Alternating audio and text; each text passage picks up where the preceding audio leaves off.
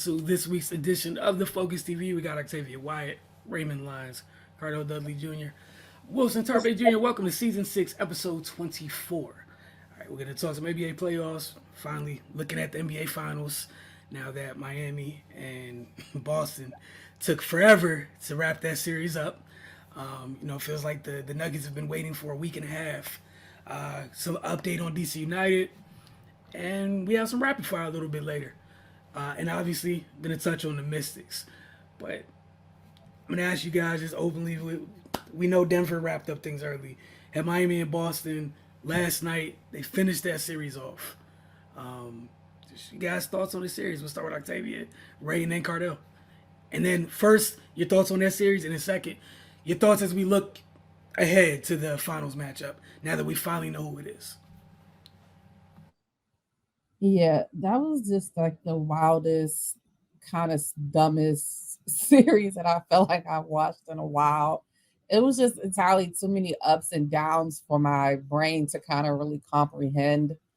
I believe we were here last week when they were playing on a Tuesday and Miami was up to sweep them 4-0. And I was completely sold that they would. Um, I give kudos to Boston for fighting back. Um, and granted, they had history going against them. To do all of that and then get blown out in game 7 was just ridiculous. I know a lot of people will probably say part of it is, we know Jason Tatum injured his ankle literally in the first play of the game, and you could tell that it bothered him throughout the entire game. Um, but there were so many more people that could have stepped up to assist in that game, and just nobody did. And it was kind of the story of the Boston Celtics for a majority of the season is they live by the three and they die by the three. When they're above, I think they said 40% shooting the three in a game, they were like 38-2 or something like that. And when they're below it, like it's just abysmal. And you could tell they just could not find their shot in that game. They started off well, but they just weren't able to sustain it. And you could tell that Miami was out for blood. Um, as great as Jimmy Butler was in this series, I probably would start a petition for Caleb Martin to be the Eastern Conference Final MVP of the series because he was literally on every single game. Like, to me, it's so crazy because even, I believe in this series and in the last series for Boston, it wasn't even the big name or big star, from the other team that was really killing them. Like, don't get me wrong, Jimmy got off a lot, and even in the Philly series, James got off a lot, and Joel was pretty decent for part of the series. But the others on their teams were annihilating the Boston Celtics. The Tyrese Maxeys for Philadelphia. Caleb Martin was literal. I don't know why somebody was not glued to his side. I don't understand it. He literally killed them the entire series. To be able to hold Jimmy Butler to a decent games for most of the series, I think in game 6, I can't remember what the percentage was. It was like 5 of 21 or something like that to keep him off the free throw line in game 6. But Caleb Martin just kept coming. And I mean, Bam was just as bad in the inside as well. And it was just crazy. Like, there are others literally did everything that you could expect them to do.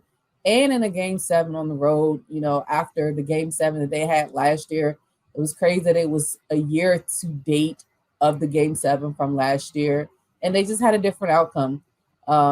They were amazing in that game. Boston laid down. A lot of talk that I heard earlier in the day was, Miami might not be able to win it, but Boston might give it away.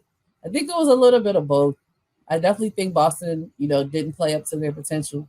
And I definitely think Miami went out there and was like, we got to wrap this up. We already drug this out a little bit longer than it should have been, in my opinion. I mean, game 6 in itself, I still couldn't believe it. With the tipping with Derek White, it was just crazy. Like, that was just the craziest outcome that you could expect because the ball had to bounce the exact way for it to go off soft. And for him to be there. And granted, give Derek White credit because he does always crash the boards like that, regardless of what happens. and he was in the right place at the right time, and he was able to stave off elimination for another game. But it means nothing at this point. Now they're going to go into the offseason with all these questions about Joe Mazzulla, about Jaylen Brown getting a max deal, which it sounds like they're leaning towards. Um, but I mean, the Miami Heat, they were the more mentally tough team. Even coming off of a game 6 loss like that, where you basically felt like you were going to the NBA Finals, for it to be pulled away with zero point 0.1 seconds left on the clock is wild. And then to come out in game 7 and I mean, like, destroy them. Like, nobody, in my opinion, on Boston played well. I really want, as much as I love Jaylen Brown, I really need him to get better with ball handling, because I feel like every time he dribbles the ball, if somebody's within an inch of him, it's a liability that that ball is going to be gone. But as far as the finals coming up, Miami versus the Nuggets. Miami's already at a disadvantage for having to play a 7-game series. The Nuggets have been resting for, like you said, 9-ish days, and they don't play again until Thursday. And then Miami has to travel to the higher altitude after playing 9 games. I mean, 7 games, excuse me. They're definitely going to be at a deficit in that way. As great as I think they are, as talented and as mentally strong as I think they are, I just don't see them having a chance. I don't know anybody on Miami that's going to be able to deal with Jokic. And that's my main thing. They might be able to match up well because, like I said, there are others do play very well and scrappy. Um, but I just don't see anybody who can stop Jokic. I don't think Bam can do anything with him. Um, Maybe they'll surprise me and pull somebody else off the bench that I'm not aware is there because they don't play. But I don't like to predict, but it's looking like a sweep, at least a gentleman's sweep. But again, you can never count the Heat out. So I don't say that lightly. They're definitely going to go in there and prove their culture. We talk about Heat culture a lot, and prove that they deserve to be there. They have one of the probably best postseasons that a team could have, from coming into the play-in to get all the way to the NBA Finals as an 8 seed is kind of wild. But I mean, it's Jimmy Butler. He's built them to that. He's made the team continue to believe in him and believe in each other. And they've gotten there.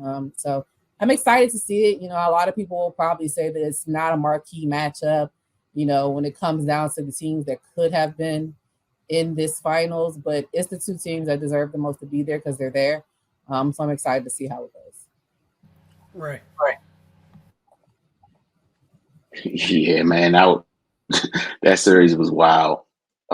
Miami, I just want to know what was going through their minds after Game 6, because to be up 3-0 and then have to face a Game 7 on the road in that fashion, like for them to come out and still be able to compete in Game 7, man, that's just a testament to their mental toughness. I thought it was a wrap after they lost Game 6. You got to go on the road into that environment and try to pull out a Game 7. After having that type of collapse, man, you just got to tip the hat to them for being able to get it done. For Boston, man, I know this series is going to haunt them because they waited until Game 4 to remember that they're also a very good basketball team. So I, I just don't understand it, man. But we have been talking about them and their inconsistencies throughout the playoffs. That Atlanta series went on too long.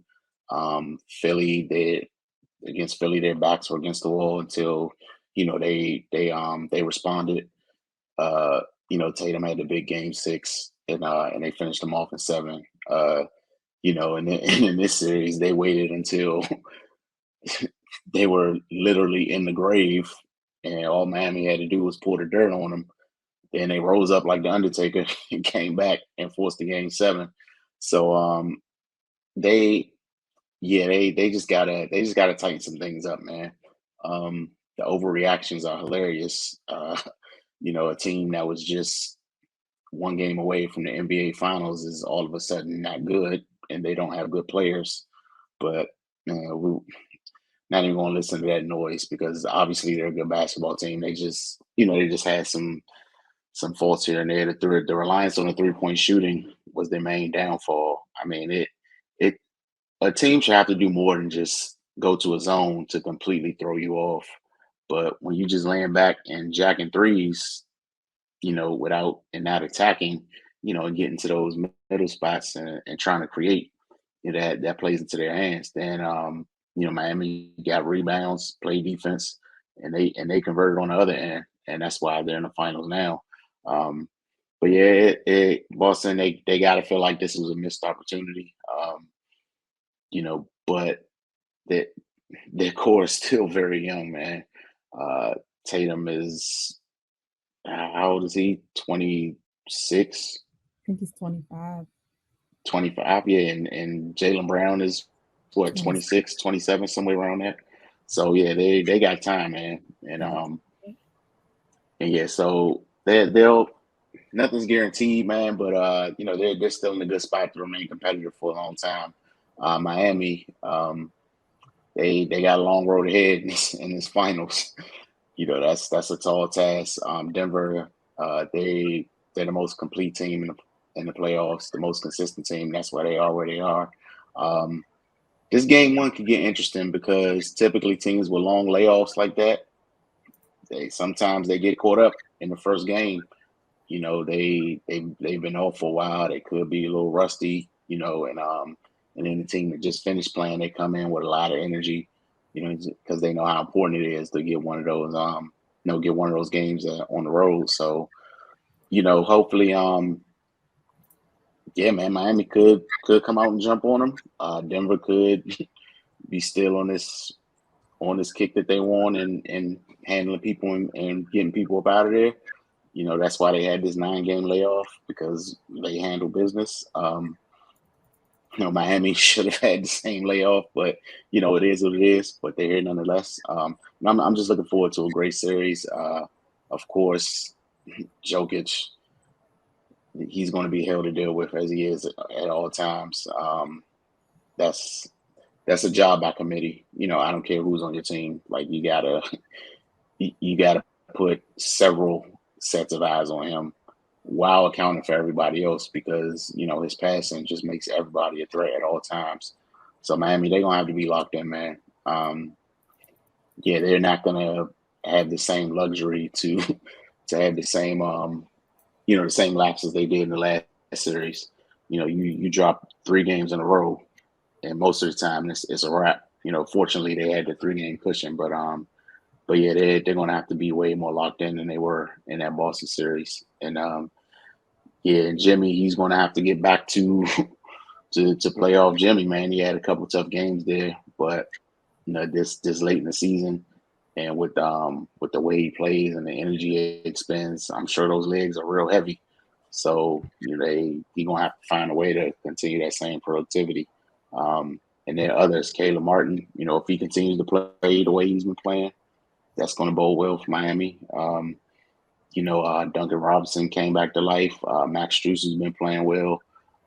So really, Jimmy and Bam, they're gonna have to rise up to the occasion, man, and they're gonna have to at least try to match what Murray and Jokic gonna bring to the table. So yeah, man, all signs are pointing to Denver, but that's why they play the game. Everybody thought the Celtics were dead in the water a week ago, and here we are just finishing up that series last night. So yeah, man, I'm just waiting to see how this one plays out. Cardell. Yeah, it was a frustrating game 7 to watch. Just looking at the Celtics, as they didn't adjust at all. Um, and no one wants to say it, but that was just an analytics game. That was a total analytics failure. And it wasn't just Jalen Brown 8 turnovers speaks for itself, but the way they just kept jacking threes and nobody was hitting, to me was just ridiculous. You got to adjust. I understand Tatum was hobbled from the very beginning. But that's why, Missoula, he showed his inexperience. You got to get him touches just closer to the basket, just post up and shoot. The less movement, the better. Jalen Brown, you know, when you saw him turning the ball over, you got to kind of, as a coach, one of them said, Charles Barkley said that you may not have coached it. He said a great quote, you may not have coached it, but you allowed it. So it's your fault as a coach. And that's basically what you saw. Once he started to turn the ball all over 2-3 times, all right, look, homie, catch and shoot. No more dribbling. Derek White, you get ball handler dudes. Malcolm Brogdon tried to play. He wasn't no good. I would have tried to play, Peyton Pritchard, we got you on the team, be a point guard. Sometimes you got to switch to southpaw. You got to do things, go to extremes that you may not have been anticipating to try to win the game. It happens all the time. That's what a lot of coaches got to do. That's why they're on the roster. You got to trust it. You know what I'm saying? Because right now, what you're doing isn't working. And the floodgates open when they kept jacking threes and they allowed that zone to dictate the game. Miami they poured it on, and it really wasn't nothing spectacular that they were doing. They were just capitalizing off their mistakes. That's the thing about Miami, and that's why I feel like anybody feeling like they don't have a chance in the finals is just foolish. You know what I mean? They're too tough. You know what I mean? And that's why Mike Malone is like, we not playing those games. If you even look at the 2 games, and I know Miami was up and down with their personnel, guys were in and out, injured, low managed. But if you look at the 2 games, the Nuggets beat them, but the games were very close and down to the wire. And that's where guys out of the Miami Heat, the lineup or whatnot. You know what I'm saying? Like the last game they played, they barely won. The Nuggets edge. Kyle Lowry was starting. He don't even start no more. You see what I'm saying? He's coming off the bench. So you get, it's a lot of things that have changed since they last played during the regular season, and that's why at this point, once you beat Giannis and Jason Tatum and all those guys, you can't just sleep on them and be like, this is easy for the Nuggets, because that's dangerous. Because the Nuggets haven't proven anything either. It could have very well went the Lakers way in the last series. You see what I'm saying? Because it came down close. They got up big, and the Lakers came back every time. They're just gonna close them out. The Nuggets made a couple more plays, so that series could have been very easily went the other way. And the Nuggets' depth, like I said, as far as the bench play or not, that's up and down. You don't know outside of probably Bruce Brown what you're getting. So, and then you got to look at the coaching aspect. Coach Spo, you just got to call a spade a spade. He coached circles around Missoula. He taught him a lesson. He really, no disrespect, he whooped his ass. And Missoula made it easier on him by just being stubborn and sticking with the program. Look, for the series, here's Jaylen Brown, 16% from 3, 7 for 43. Jason Tatum, 11 for 47, 23%. Brogdon, 16%. Even though he was horrible, he was 3 for 18. Al Horford, 27%, 19 for 47. Marcus Smart actually shot pretty well. He was 35%. Why didn't he get more shots? You see what I'm saying? Grant Williams shot 46%. Derek White shot 48%, even though he shot bad for 3 in Game 7. That's what I mean by Missoula, dog. You kept just feeding a dead, you can't eat the dead horse. Like, it's not working, bro. You got to go away from your stars sometimes, man, and allow the others to play. And that's what people are saying. Sometimes you got to have confidence in the others to help pick up the slack until your stars get going again. It's been proven throughout history. It's so many examples you can go to, man. And like I could go to Shaq and Kobe when they was about to blow it up in 2000, Game 7 against Portland. The others got them back in the game. That wasn't Shaq and Kobe. B. Shaw, Robert Horry, Rick Fox. Those were the guys hitting threes. And then Kobe and Shaq turned it up defensively, and they got them back in the game and got it close enough where Kobe and Shaq can finish. But that's Phil Jackson. That's why he's, to me, the greatest coach of all time. He wasn't afraid to be like, all right, y'all ain't getting it done. Let me get some people in here who just might, because what I got to lose. You know what I'm saying? Like, y'all not getting it done. Let me get these others in. And you'd be surprised how they respond, man. I just feel like he ain't have enough faith in guys when they need him the most, man. But, yeah, the most definitely improvement is needed for the Celtics. Jaylen Brown, it's not even his ball hand. It's his decision making, because you can see he's stuck between trying to do multiple things while he's making a move, and that's when he fumbles.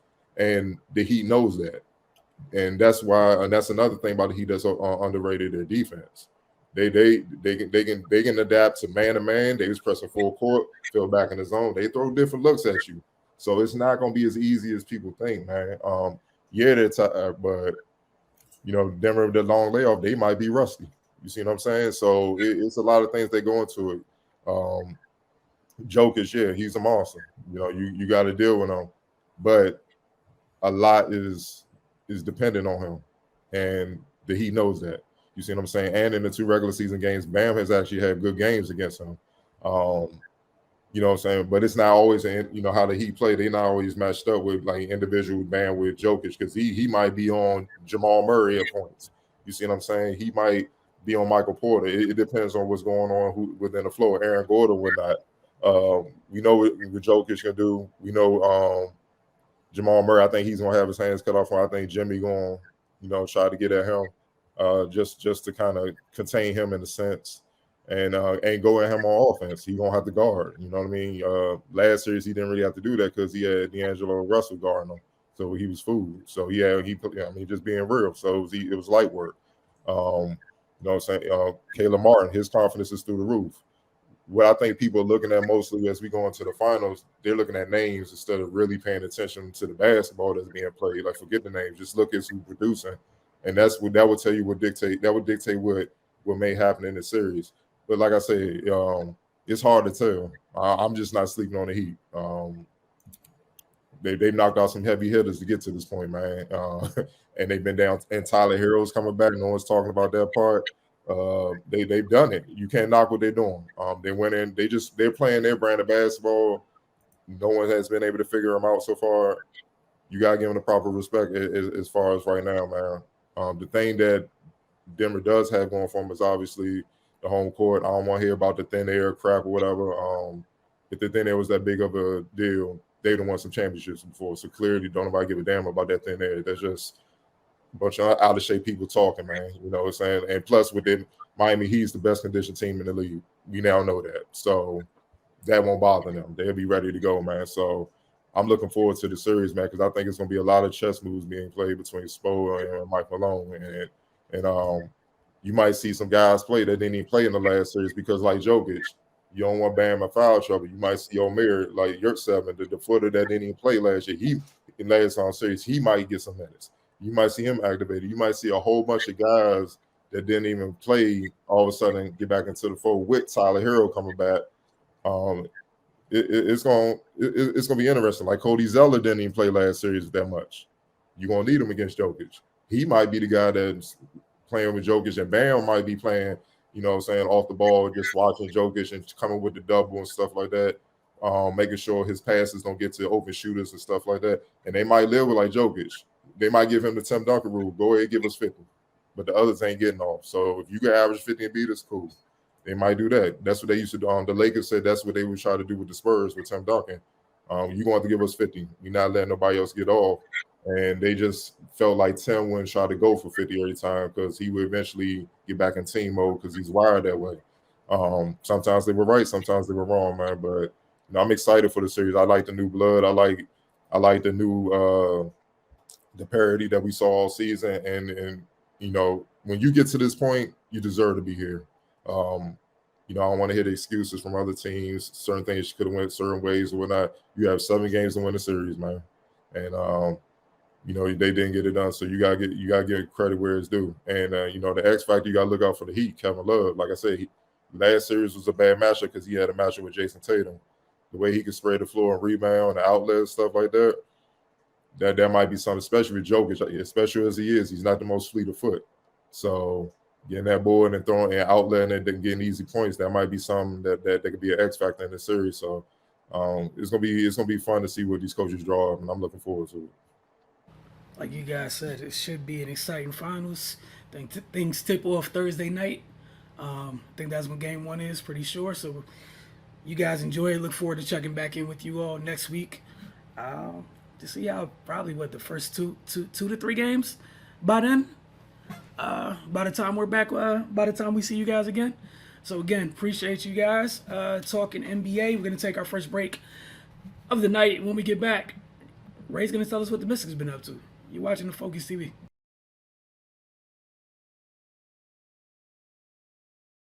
Welcome back to the Focus TV. All right, Ray, the floor is yours. What have the Mystics been up to? They are 2-2 right now. They just had a nail biter win over Chicago on Friday. Through these first 4 games, a couple things have been consistent. One thing is that Elena is back in MVP form. and the other is nobody else can make outside shots. Um, so yeah, they gotta figure that out, man. But it's still early. But again, you don't want that to be a constant. Also, they haven't been as sharp defensively as I anticipated in this early part of the season. Which is a concern because given their personnel, you really expect them to be dominating on that end. And outside of the first game against the Liberty, they really haven't been up to par in that area. But yeah, again, it's we only 4 games in. It's still room for them to make up ground that end. But yeah, man, they got some things to work through. It's good that Elena, she's looking healthy again and she's really performing. But this team is too talented to be so reliant on her. But and also Shakira Austin's been playing really well. She's in her second year. Some of the other vets they gotta pick it up. Ariel, she's struggling badly out the gate. But I mean, we know what she's capable of, so there's still light in the end of the tunnel in that regard. But yeah, she's got to start making some shots and getting after her defensively, like we know she's capable of. Brittany Sykes, she's been a good addition. She gives them another ball handler slasher. But yeah, again, the outside shooting, somebody's got to step up and put the ball in the hole. Because we saw in the back-to-back games against Connecticut, they were relentlessly doubling Elena and daring somebody else to be productive, and they just weren't able to do it, and that's why they dropped those 2 games. When they played Chicago decided not to do that, and they paid the price. So it's going to be interesting to see how teams approach them as the season goes on. If they don't correct their deficiencies, things are going to be tougher for them than they should be. But I mean, I got faith in this team, man. They got a solid core. They got some good vets. They're talented as hell. They just gotta shore up these holes, man. And sometimes, especially with something like shooting, it's sometimes as simple as the ball going in or not. They got capable shooters. They just not making shots right now. So, if that continues to be the case, like I said, man, it's going to be tough sledding for them. But if the lid comes off the rim, then we're looking at a completely different team. And people going to have to scramble to figure out ways to defend them. But for the time being, they've toughed out 2 wins and they've taken 2 close losses. So they can't be in that middling space where they're hovering around 500. Man, they have lofty expectations as they do every year. So they got to figure out a way to punch through the wall, man, and maximize their potential. All right, and this week they got 2 games coming up this week. Friday night they host the Wings, and then Saturday night they host the Lynx. So we'll see you guys then. As you guys see the QR code on screen for Mystics Outlook. It's the best way to keep up to date with our Mystics content. We're going to take our second break of tonight. When we get back, let you guys know what DC United's been up to. Then we're going to get it straight into rapid fire. And I'm sure there's some interesting topics that Cardell has for us this evening. You watching Focus? We'll return shortly.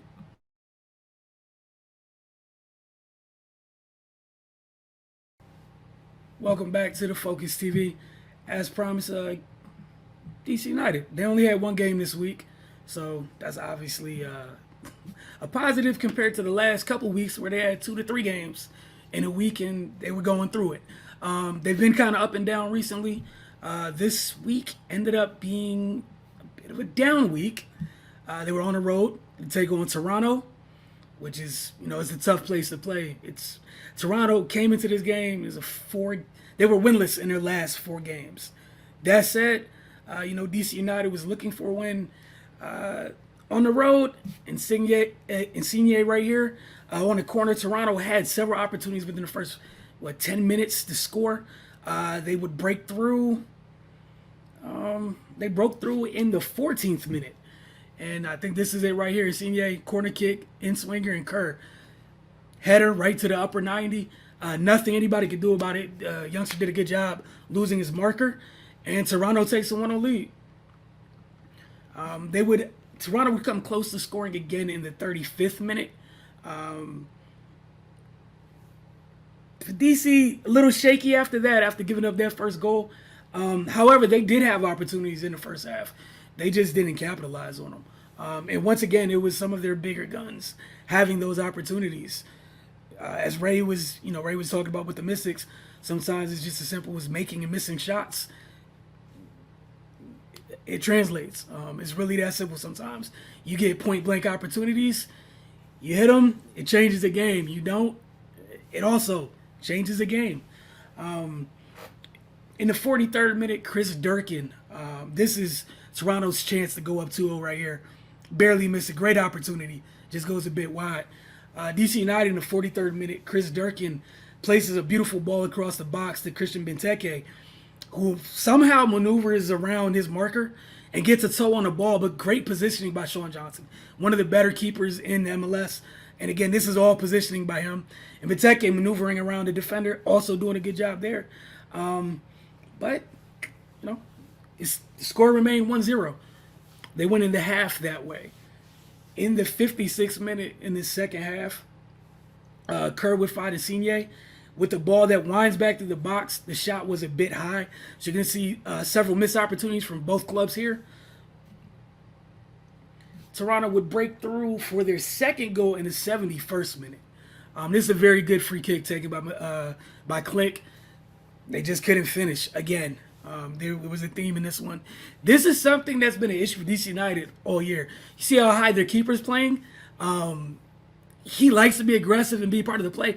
They haven't truly got burnt by it yet, but literally weekly, there's so many examples of like just DEFCON 5 type danger because he loses the ball in a place where if the other team gets it, no one's in net. There's nothing you can do about it. You just got to take this L.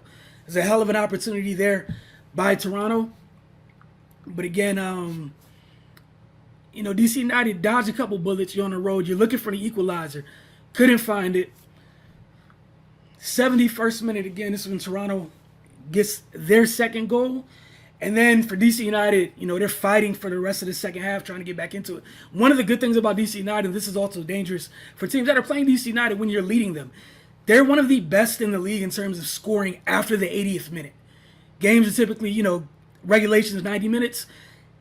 They score a ton of goals in the last 10 minutes of matches. I don't know what it is about them. I don't know what accidentally clicks during the last 10 minutes, but it works for them.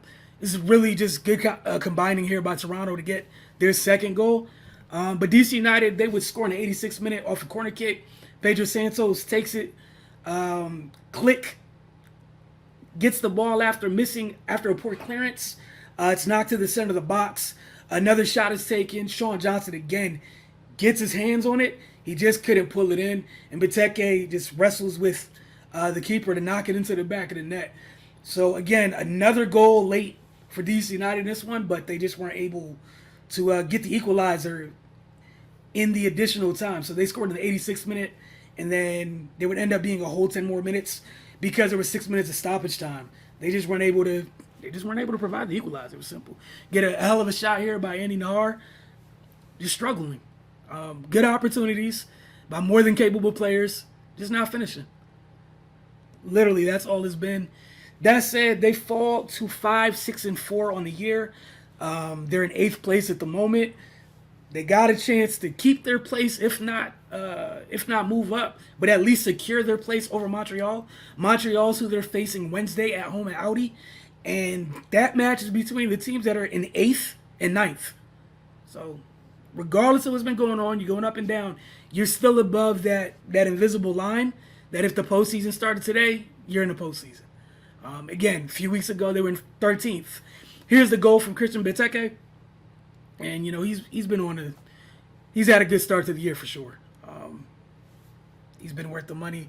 But, it's about results. They get opportunity this week.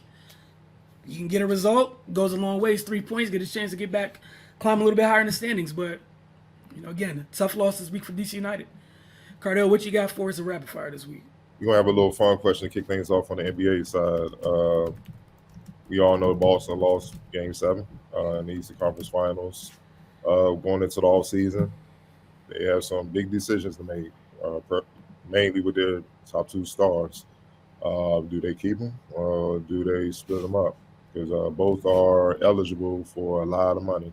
Um, because both Jason Tatum and Jalen Brown made All NBA, they're eligible for max extensions.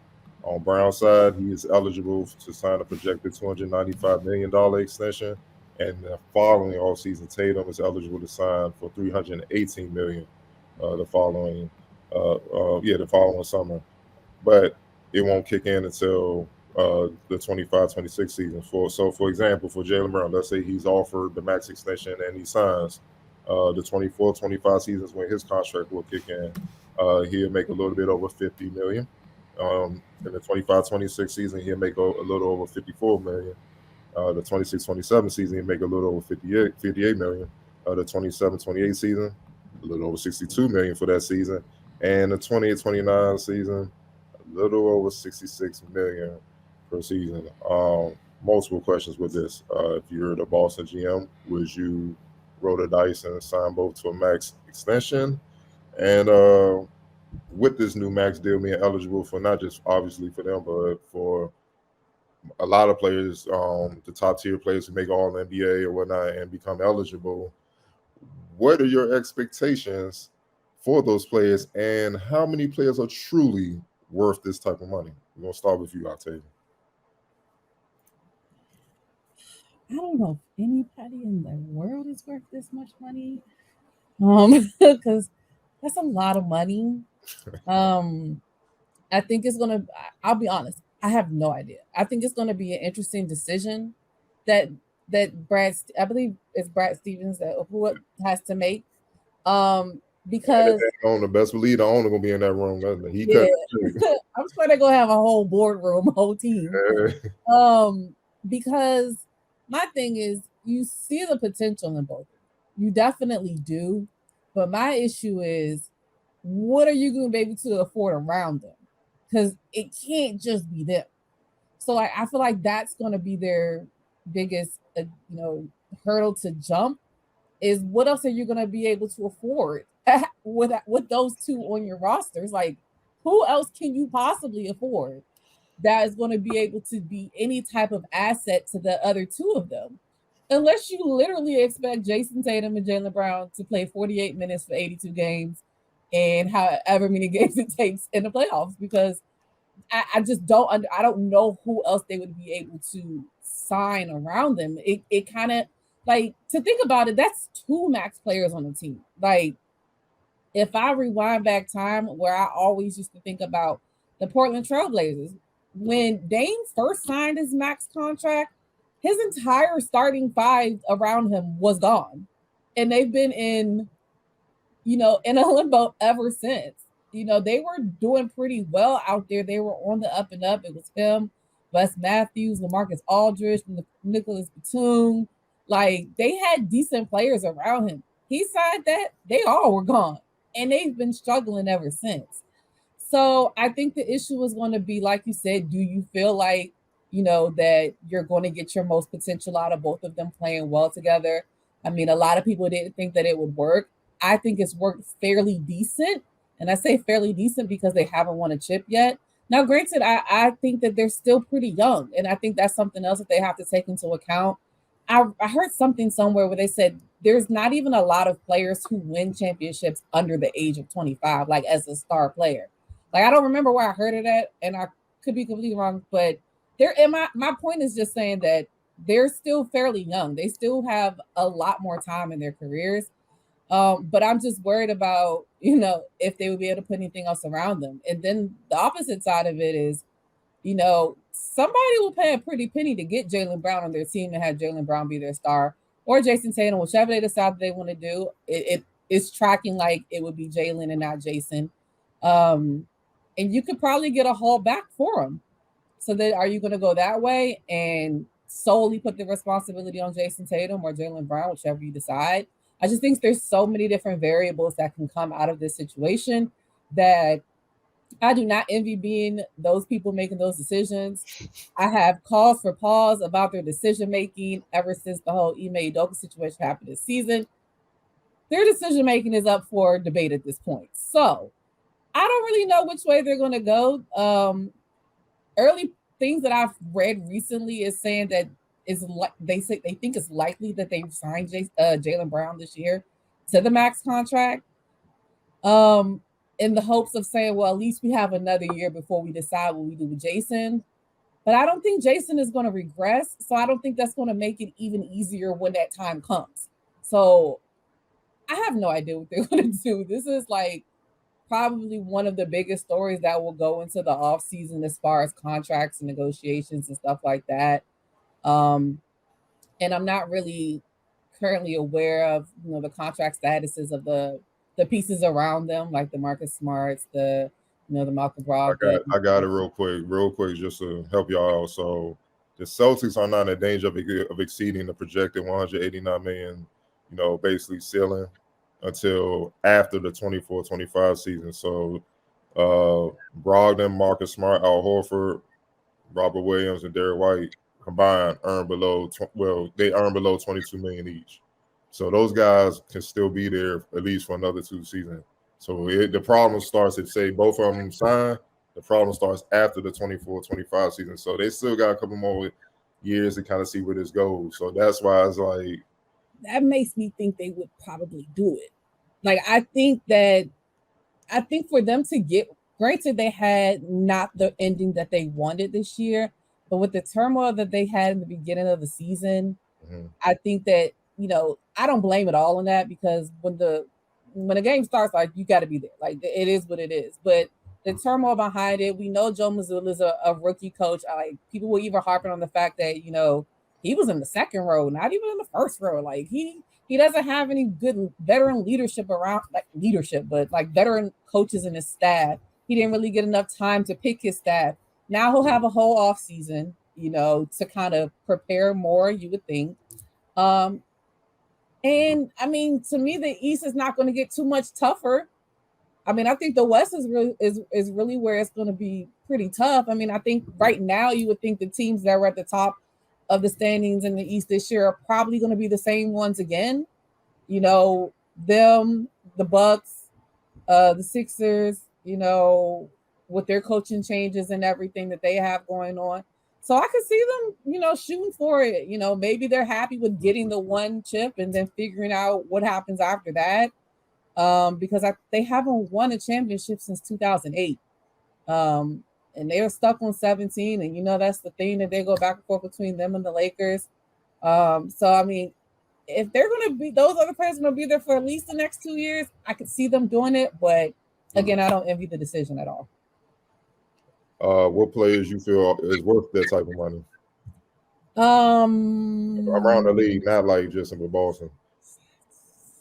Who would you feel comfortable giving that money to? I wouldn't feel comfortable giving that money to anybody. Okay, nobody. I feel comfortable giving it to myself, because to me it's so hard to decide, because like people are so up and down. Like, I mean, granted, I feel like maybe Jokic has been the most consistent over the last couple of years as far as his gameplay, but I still don't even know if I feel comfortable giving that to him. Like, that's to me, that's just a lot of money. And I know that the NBA is going to do it. They got the money, they're gonna pay somebody to do it. Yeah, I'm honest, I couldn't tell you. I'm really trying to think, like, is there somebody I would, I mean, maybe, gosh, no. Like, I can't. I don't know.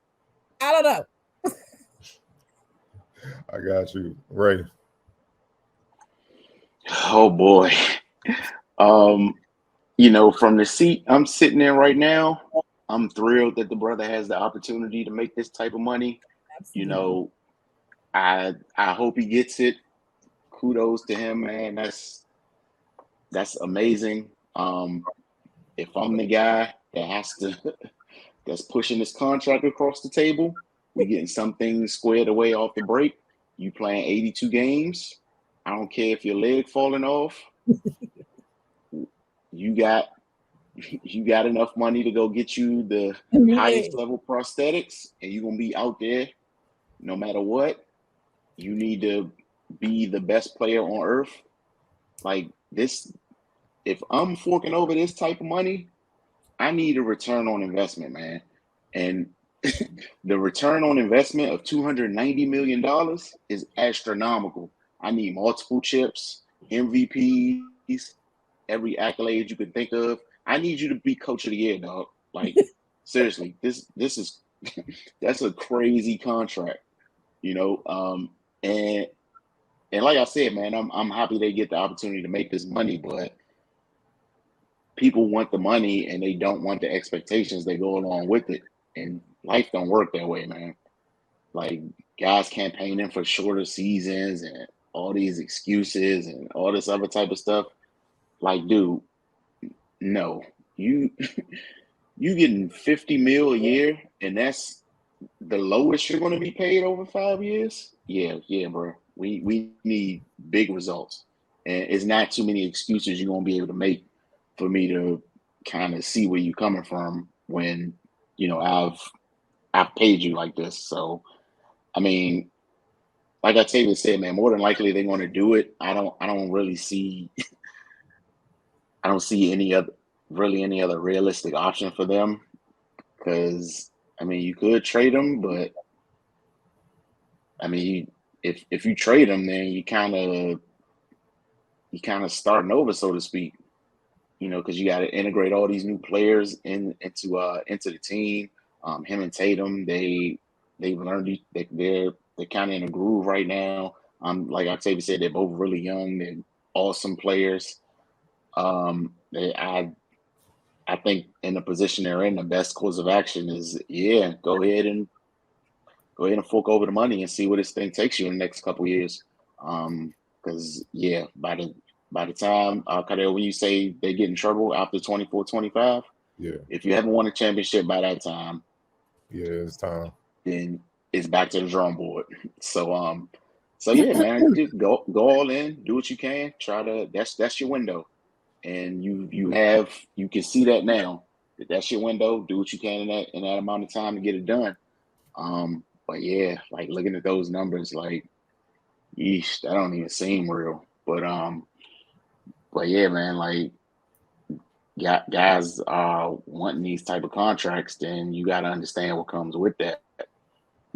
All this load management. Yeah, nah. Like I don't even care if you want to league minimum. I don't even believe in load management. So that's already that. But with this, you better be practicing every day. You better help pack bags, get the pregame meal together. Like, dog, 66 million. Yeah, I need a whole lot from you. And in regards to who I would feel comfortable giving that money to, I mean, yeah, again, like Octavia said, I can't look at anybody playing basketball and say, yeah, you can get 66 mil, but in regards to the landscape of the league, you will have to throw a guy like Jokic in that conversation. All the guys we talk about as being like what we say when they get traded, the whole league feel it. Those type of guys should only be on the list for this type of money.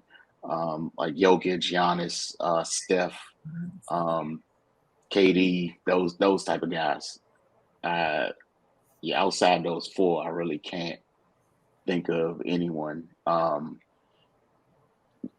course, LeBron, he's going to be gone soon, so we don't. Hell no, You can't put. not at his age. Hell no. Yeah, right. Yeah, you can't. You can't do that for him at this point, man. But obviously, in his prime, it's a no brainer. He would like that's not even up for negotiation. But yeah, those four names, man. Outside of them, nah, bro, you got to show me something. Wilson. Yeah, I look at it two way. It's one way to look at it. Is it's two markers, right? You can make the decision now that you're gonna have to make later, or you can wait some. You could delay the decision that you're still gonna have to make. Um, like you said, 24, 25's cutoff point, right? So the decision is if you choose to get out now and see what you can get for them, which you're not going to get equal value, right? You're not getting You're not getting another 26-year-old that's done what he's done immediately to this point. Like, it's not going to be even trade off immediately, right? Cool. But you're not getting that in 2 years either, because then he's 2 years into his deal, and if they fail to win a championship in 2 years, somebody else is gonna be like, well, like, yeah, I still want him. Yeah, I'm willing to trade, but maybe the premium's not as high. I don't know, but like you said, maybe they just got 2 years. Now it's officially, you can hear the clock in the background, for sure. Whatever they decide to do, and I'm sure Boston would love if their ages were reversed. If it was Tatum that was 26, Brown that was 24, but that's not what this is. Tatum's 24, Brown's 26, and they might have figured that out. But like you said, if the others for the most part are under 22 million, you could pick one, go with the others, and maybe extend some of the others around the one that you go with. And either way, it's a tough decision, man. I don't know, but for that amount of money, that's probably where I kind of like. That's you won me a championship money. It's a tough decision. Boston got to figure it out. And right now, the sad part, I guess, is they've had several opportunities to get there. One opportunity where they were there, because they've stayed in the conference finals, been in the finals, haven't gotten it done. But I think it gets interesting from a business standpoint. That's a lot of money, and you guys talked about it. If there might be 4 or 5 dudes in the league where you pay that money, and you don't think about it. I don't think anybody here is gonna. And it's not a knock on Jaylen Brown. I don't think anybody here is gonna be like, he's one of those dudes right now. To this point, so I'm interested to see what they do. But I think realistically, probably what they'll do is they'll sign him, and like you said, 24, 25 is decision day.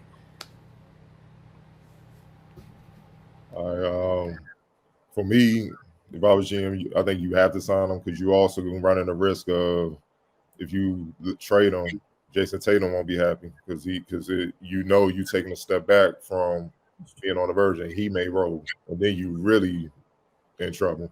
So you really got to look at that. And he pretty much already said where he want to happen indirectly in the press conference. So you got to roll the dice. You got 2 years to see if they can pull it off and win chips. Now, if you win chips, you got to do what the Golden State do. You're not going to be able to afford everybody, so you got to reload the others to try to stay in there. But you have with your core guys, that's the championship core. And now, to me, you resign them, because now you putting the spotlight on them. It ain't on us. We did all we can as an organization. You're either going to deliver, you're not. And if they don't deliver, I'm sure the whole entire Boston, like, we'll help you pack, or both of y'all, because it ain't working. You know what I'm saying? Like, it's like people got to adapt to reality. And with that type of money, there is no patience. You either get it done or you got to go, player. And it's not being cold. Hell, if I signed a contract, I would know what it is, man. You know what I'm saying? Like, to be honest, for that type of money, I need Michael Russell. I need all that. I need Michael Russell Jabbar. I need that. All in one dude. I need that. I need the longevity of Jabbar. I need the Mike individual dominance, and I need the rings like Russell. I need that. Anything short of that, what are we doing here? You know what I'm saying? So if you're not built for that, which we know very few are, not even 5 players in the league you can really trust to be built for that, don't sign that contract. Do a shorter deal or whatnot. Now, I get it. If the money's on the table, common sense, like, man, you better get that damn money, man. You know what I'm saying? Like, you come on now. You know what I'm saying? But you also got to understand what's going to come with that, and you will be crucified if you don't ball. It's going to be bad. So, but Boston I just feel like they have to do it, because they're right there. It's not like Miami got them about in there in the first round with, hell no, y'all got to go. They were one game from that. You see what I'm saying? So they know they're right there knocking on the door.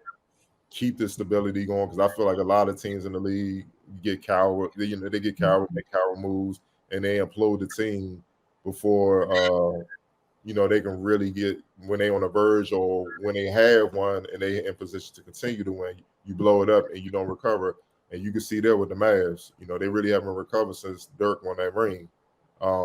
With Mark Cuban thinking, we can make certain moves and all that. It's tough, man. So And then also with Bolton, this is the other part of the organization. If you don't have the money to go out there get players, what's up with your player development? You could develop within. Look at who just beat you. Look what they did.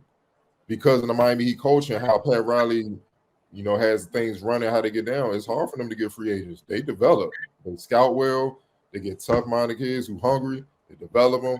And now they're beating off superstars that are being talked about making $300 million. You see what I'm saying? And they won't ever be in a position to get that. So, it's not a tough decision, but it is a tough decision. I get what y'all saying, man, because, man, I can't even picture me signing a damn 6'6", what? Like, on a check, what? Like, what? Nah. I mean, well alive, nigga. Like, what's going on? Like, that would be tough. That would be tough, man. Oh man, that would be tough. But the players, like us, the players who I feel worth it, like Giannis, Jokic, obviously. KD, he got to play all 82. Like, I ain't trying to hear that. He got to play 82 for sure. Steph, of course. Luka knocking on the door, but he kind of took a step back this year to me. Obviously playing with Kyrie to do that. I don't want to hear nothing about Embiid. No, damn sure no team on the East Coast. You know what I'm saying? Ja was right there.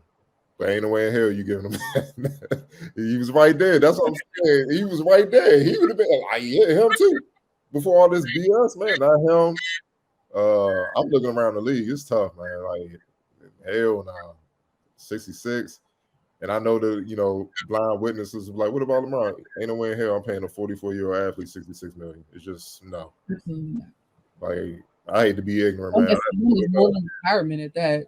Man, I'll pull the guns out, be like, you getting all that back, dog. It would get ignorant. Like, it's just no way. So, the NBA got to do something, man, because you can see how if the money's going with the max players in that way, then the league minimum is about to be crazy. What they gonna be making 30 a year? You see what I'm saying? It's like it's getting crazy, man. So, you can feel it in the air. We in the arena in DC, the underachievement. Bill been getting crucified all off season. He made 250. He making 250. You can't even get to play in, dog. So he been keeping a low profile, which is smart. You know what I'm saying? He ain't been around the city too much. Pop up little celebrity basketball games here and there, but he been keeping a low profile. He's smart. He already know what it's like because I'm pretty sure there's a lot of people in the area that want to let him know what's up, man. You know what I'm saying? So, look, they just gotta understand. Tatum and Brown gotta understand. They get that type of money, what's expected, and not only is it championship, both of y'all better be top 2 for Finals MVPs, all NBA first team, All-Star game. Y'all going back and forth for when I say y'all got to basically pull off what Jordan did in 87, 88. Y'all need to be in the dunk contest, win that. Y'all got to win every damn individual award that's possible. Year in, year out. Like, it ain't even going to stop. I need all that. And then you did good, man. You know what I'm saying? So it's just amazing where the money is going. Because think about, the French kid coming over, no one pick Wembanyama. If he reaches his potential, what it's going to be? He may be the first billion, like literally making $1 billion in a year. Like, it may be something crazy like that. And I'm going to just faint because I'm just like, what the it's amazing, man. And it's just wild how I go. But we seem to be all on the same page where it's kind of like a no choice, but they do have a choice. But if they want to sustain, they got to keep it intact. Let's see. One more question. We're going to get up out of here. Big news today also in the NBA. Warriors president GM Bob Myers is stepping down from his role at Golden State after 12 years with the team. He said it's just time. Myers, 48, told ESPN in a presser. Myers first joined the Warriors in 2011 as an assistant general manager, but was promoted to GM after just 1 year with the franchise. During Myers' tenure as GM, the Warriors won 4 NBA championships, and he won 2 NBA Executive of the Year awards.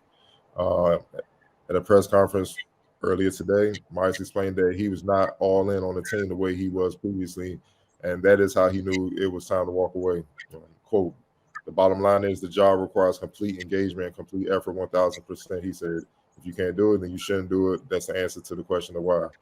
With the opening, Golden State will be looking to fill a major role in the organization for the first time since they hired Steve Kerr as head coach in 2014. Ray, just what your thoughts on Myers stepping down and the impact that you have as a whole on the Warriors moving forward?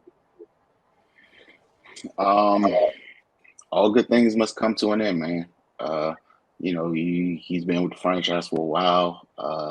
When he got there, they weren't in the best of places. They built that thing up, and became a dynasty. And I mean, that's hard work, man. They've been probably one of the most well run, not probably, but they definitely have been one of the most well run franchises during his tenure. And I mean, he probably just doesn't want to have to repeat that process, and I can't blame him, man. It's taxing on you mentally, physically, emotionally, and he sees, Steph is what, 34. Mhm. Draymond, he's got most of his career is in the rear view.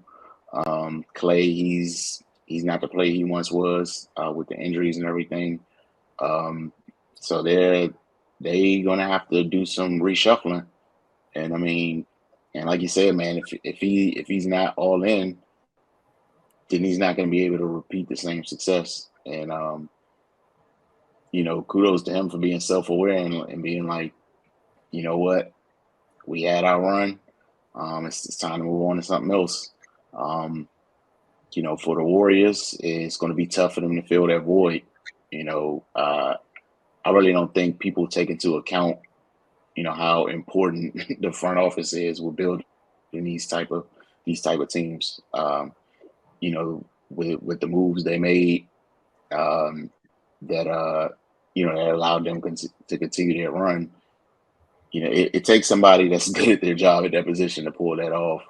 And then this last little hurdle they had to get over with the two timelines thing. I'm sure that was taxing on everybody in the organization, man, because that's a tough situation to manage, and they're really still not out of it because they still got young guys on the team that need to develop.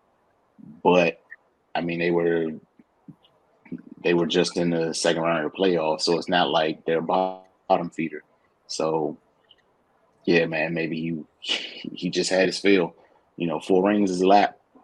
And he put his time in. I'm sure they're grateful for what he contributed, but he probably just felt like it was time to go in another direction in his life. Wilson. Job well done by him. I think a lot of times I know fans don't think about good front offices until you don't have one. Fans of teams that have never seen a good front office don't know what this is like. You don't know what it's like when you lose somebody like this. Meanwhile, for the Warriors, I know I think what's it called? Mike Dunleavy Jr. has been there for like the last few years, like up underneath Bob Myers. I know this not directly with this. I wouldn't be surprised if the candidate's him. But that said, just I think like all things run their course. Dude, they won 4 chips during this time. Time to get out. Also, I'm not mad at him. I wouldn't want to be the guy if the owner, hits the button. It says you got to tell so and so it's time. Bob said, not me, not I. It won't be me. You're not messing up my relationships with these guys. I'm cool. I'm a bow out gracefully. On a high note, I know this year didn't go as planned, but we coming off a 4th chip. Again, it's time, and I think reading some stuff today. I think one of the someone was like when he interviewed Bob after not this championship, but the second one they won when KD. I think they were saying like he missed the birth of one of his kids during that championship run, and just sometimes with folks like life's bigger than the game, and it's just probably time. I'm sure he's happy to go back home, be with his family, re-energize, and we'll see what it looks like for Bob Myers somewhere else. But just he did a hell of a job. Did a hell of a job. Like they've overcome several things during this run, well, multiple things during this run, and they're still here. Like again, whoever it takes over, it's not like the cupboard's empty. But I'm happy for Bob Myers, and again, job well done. Octavia. Yeah, I agree with both of y'all. I think that it's, like you said, all good things come to an end. And I think that was a really good point too, Wilson, talking about how he don't want to be the one that got to tell them no. And then think about it: if he's done this work for so long, then they say they do decide to blow it up, and then he's locked into a contract where he has to now try to put it all back together again and figure out what life looks like after the team that he has had these last couple years. So yeah, I mean, I think they said he's 48. He's been there 12 years. So if you think about it, he spent a lot of his 30s, early 40s there, and even saying the fact that missing the birth of a child, maybe he's just ready to relax. I mean, look, I'm not as old as him, but I'm ready to relax too. So I don't blame him. Especially if it's a taxing job that you have to deal with, and there are a lot of decisions that you have to take time and weigh them out, and that can be stressful. So I mean, I don't know if this is just a break. Sometimes you see people just need a reset. Maybe he'll get the itch to come back in a few years. Who knows? If not, he had a great run. He has a great career as a GM, and he should be proud of himself and in the way that he was able to cultivate that team, because that team did things that nobody probably thought would happen, and they did. So he gets to kind of bask in the glory of being a part of that. Um, I will be interested to see who his successor would be. Like you said, Mike Dunleavy Jr. That's what I've read so far is who they're probably looking at.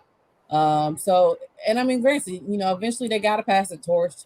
I like to personally see a lot of these NBA players that played in the game eventually move to front office.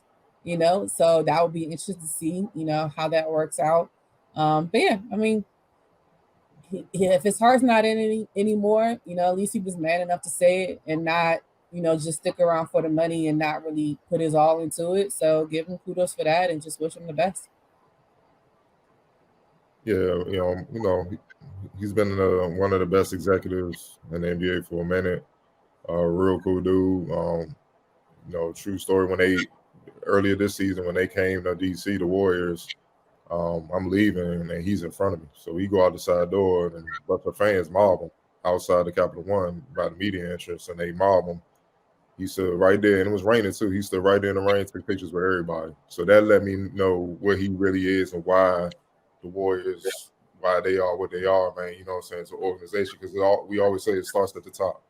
Um, and I think with him being a former hooper, playing at UCLA or whatnot, it's bond between players that someone who didn't play won't understand. It's not just business; it's personal. Like he understands when Steph and those guys are tired or when certain altercations happen, like with Draymond, Kevin, Draymond Poole, because he's been in the trenches before. He's been in the locker room. Those are bonds that are deeper than just, hey, here's the contract, you gonna stay or not, or you're not gonna stay. You don't have a choice to go. I just don't think he wanted to be here when it was time for that to end.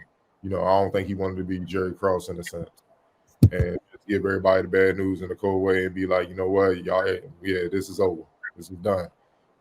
Because I think he got deeper respect and bonds with especially Steph, Clay, Draymond, that those guys, man. Steve Kerr as well, where it's just deeper, and I think that meant more. And also, on a personal side, when he talking about family, I definitely can relate, man. You know what I'm saying? It's people look at when you grind and they don't look at the behind the scenes where it's so much on your wife and the kids and stuff like that, and your kids are growing up and they starting to understand what's going on. They asking you like, where you at? You know what I'm saying? Why ain't you been here? What's going on? Why you always gotta work? It's a lot that can weigh on you, man. So you add all that in, and you just get, especially in his position, you just get to time like it gets to a point where when you that successful like they were and him in his position, you're competing with yourself, and it gets to a point where like I can't beat myself, man. I can't live up to that. You know what I'm saying? So it's just time to bow out now before they get me up out of here. You see what I'm saying? And now my legacy is not what it is now that he's leaving on his own terms. It's whatever the new guy is who's coming in. Like, man, he went out trash. You know what I mean? and you don't ever want that to happen. It's like I remember Jordan saying in an article, he said, "I'm gonna get up out of here before they kick me out." And then he was talking to Patrick Ewing. Patrick Ewing like, "Man, they're going to drag me off the court." And in a sense, it literally that's what happened with both of them. Like in a sense, like Jordan got his chance to walk off, and Patrick Ewing. Next thing you know, we see him in Orlando and Seattle. It's just like, dog, you don't even belong in New Jersey, dog. What's going on? And they had to drag him off. It's just literally like that, man. So, respect to him.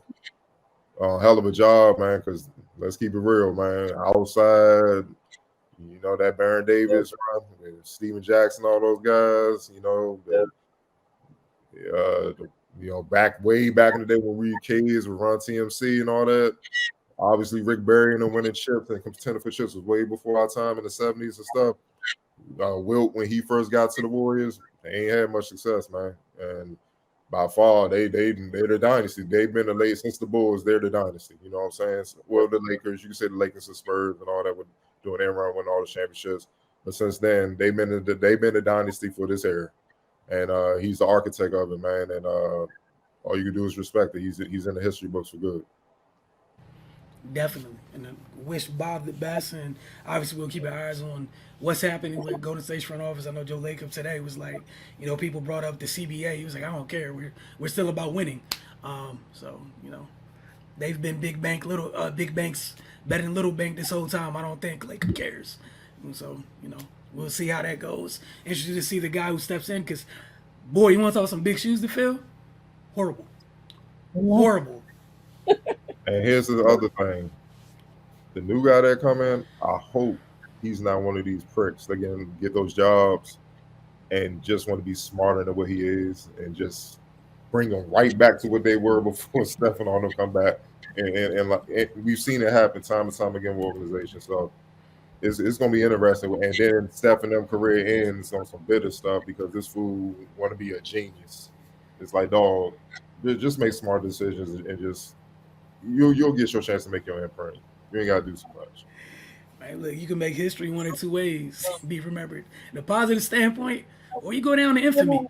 So that's the decision of the next guy. We'll see how it shakes out. Thank y'all for tuning in this week. As always, don't forget you can watch the Focus TV Wednesdays about 9:30 on our Roku channel. All you have to do if you have a Roku television or device, go to the search box, type in the Focus TV, double tap OK on the remote, and you've added the channel. For local residents in DC, Fridays at 10 p.m., Saturday at 4:30 p.m. on your DC TV. You can also go to their website, dctv.org, and watch the show there. So for Octavia, Raymond, Cardell, and myself, y'all have a great week.